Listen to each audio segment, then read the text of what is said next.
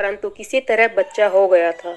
छोटा बच्चा माँ के बिना कैसे संभाला जाएगा, ये एक बहुत ही चिंता का विषय हो गया था। कई मित्रों व सगे संबंधियों के कहने से उसने पुनः विवाह किया। बच्चे को नई माँ मिल गई। नई माँ बच्चे की सार संभाल करने लगी। बच्चे को भी लगा जैसे कि उसकी माँ फिर से मिल गई।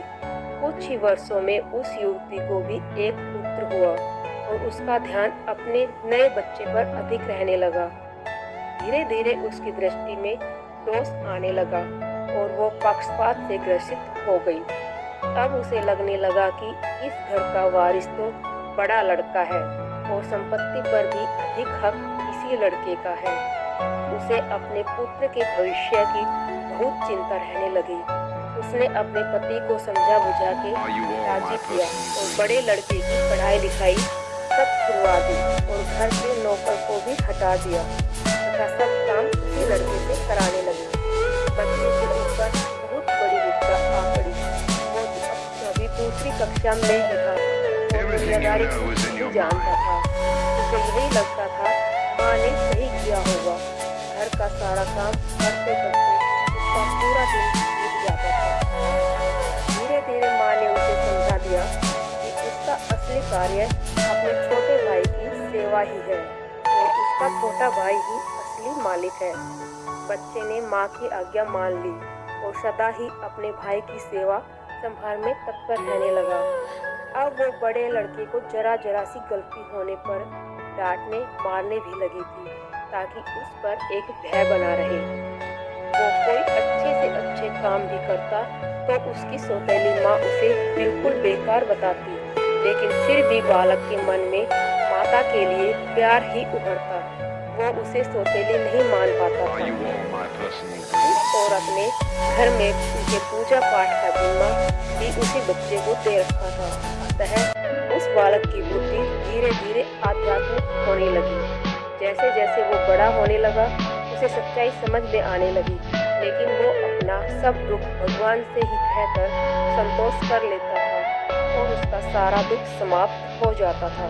पिता से वो बहुत प्रीति करता था और जानता था कि पिता उसकी स्थिति से बहुत दुखित रहते हैं, लेकिन वो उनसे हमेशा माँ की बड़ाई ही करता था। पिता का होना ही उसके लिए भूख था, परंतु उसके पिता की एक बीमारी में चल बसे और वो बिल्कुल अकेला हो गया। बस भगवान ही उसके साथ रह गए। समय बीतने लगा और दोनों बच्चे बड़े हो गए। अब घर का सारा अधिकार सौतेली माँ के हाथ में था।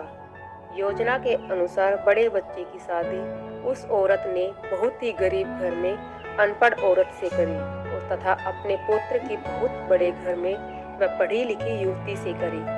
उसने बड़े लड़के को नौकरों वाले घर में से एक घर दे दिया और उसकी पत्नी को भी बता दिया कि उसका असली कार्य मालकिन यानी छोटी बहू की सेवा करना ही है।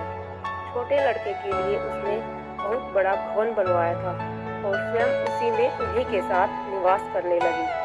वहाँ लड़का खुशी से अपना जीवन व्यतीत करने लगा और पत्नी के साथ माँ व छोटे भाई के परिवार की सेवा करने लगा। छोटे लड़के की दृष्टि तो उसकी माँ बहुत अच्छी थी। उसे लगता था कि मालकिन उसे होना चाहिए। अब सास बीमार भी हो रहती थी और साथ में रहने के कारण रात बिरात सेवा उस छोटी बहू को ही करनी पड़ती थी। नापसंद था। एक दिन पता चला कि सास को खून की बीमारी हो गई है। ये जानकर तो छोटी बहू और दूर रहने लगी। उसकी आंखों में सांस खटकने लगी। उसने अपने पति से कह दिया कि इस घर में या तो वो रहेगी या उसकी माँ। छोटे लड़के पर अपनी पत्नी का जादू चढ़ा हुआ था। उसने अपनी ही माँ को घर से बाहर निकाल दिया और उसे ही वही नौकरों के घर में रहने को कह दिया। अब माँ भी वृद्ध हो गई थी और अचानक हुए इस घटनाक्रम से एकदम बदहवास हो गई। उसे अपने जीवन भर की पूंजी व्यर्थ जाती दिखी। वो तो अपने इस बेटे के ऊपर पूरी तरह निर्भर थी। उसने सपने में भी ऐसा नहीं सोचा था। उसे लगने लगा अब उसकी सेवा कौन करेगा। उसने आत्महत्या करने का निर्णय ले लिया और गंगा जी में डूबने चली गई। बड़ा लड़का कहीं बाहर गया था और उसे कुछ पता नहीं था। वो एक घाट से गुजर रहा था। शोर सुना तो देखा कोई नदी में उसने भी छलांग लगा दी और जब बचा के लाए तो देखा कि ये तो उसकी ही सौतेली माँ है। जब सारी बात पता चली उसे तो वो बहुत दुख हुआ और अपनी पत्नी व माँ के साथ घर त्याग दिया। वह दूसरे गांव में रहने लगा। उसने अपनी पत्नी के साथ माँ की बहुत सेवा की और वो ठीक हो गई। वो लोग अच्छे से जीवन बसर करने लगे। एक दिन उसकी माँ से बड़ी बहू ने पूछा, माँ मुझे कुछ शिक्षा दे। तो सास की आंखों में आंसू भर आए। उसने माँ से इतना कहा कि बेटी तुम्हारा पति तो भगवान के समान है, शिक्षा तुम्हें उससे ही लेनी चाहिए। मैं तो इतना ही कहूँगी कि किसी को भी पराया नहीं समझना चाहिए और जीवन में किसी के साथ इतना बुरा मत करना कि जब वो तुम्हारे साथ फिर भी भलाई करे तो तुम्हारी आत्मा को गवारा न हो। आशा करती हूँ कि कहानी आपको पसंद आई होगी। इस कहानी पर आपकी क्या राय है कमेंट बॉक्स में ज़रूर बताएं। कहानी पसंद आई तो मेरे चैनल को लाइक और शेयर करना बिल्कुल भी ना भूलें और चैनल पर नए हो तो चैनल को सब्सक्राइब जरूर कीजिए। कहानी सुनने के लिए आपका बहुत बहुत धन्यवाद।